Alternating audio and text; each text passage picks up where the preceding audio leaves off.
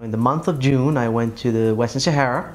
So I visited Laayoune, Dakhla, and other cities. So the Western Sahara conflict is one of those most complex and stubborn conflicts in recent times. So the standoff between Morocco and the Polisario, which is backed by Algeria, based in Algeria, and it was created in 1973.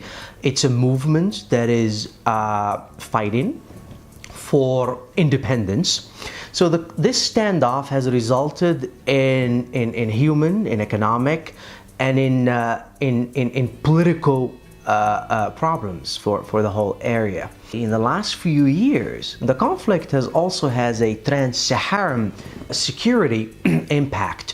For the first time, we have heard that the United Nations, Ban Ki-moon, head of the United Nations, Secretary General, has warned that the conflict might degenerate in security terms. He has warned that the refugees that are Sahara refugees based in Algeria, right, they are vulnerable to radicalization and to terrorist infiltration.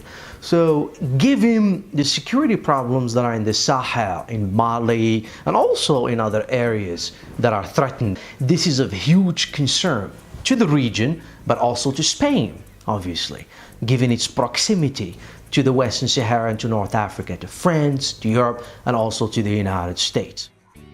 We have reached a zero-sum struggle in which, instead of looking for a mutually satisfactory settlement, right, any concession by one party or the other is perceived or is seen as a win for the other party. And this is a major problem. I mean, both parties need to make compromises, need to make concessions to move forward. You can't get it all. That's not how conflicts are solved. But unfortunately, this is not where we are.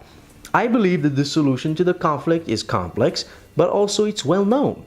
Right? The United States, Spain also, and France, they all believe the Western Sahara territory to remain Moroccan, for security reasons, obviously. So there is a real danger, as seen from Spain and elsewhere, the United States, that if there is an independent Western Sahara state, it would not be viable, obviously, and it would be a fragile state. So the last thing that you want is to create another weak, fragile state, right, in an already unstable area.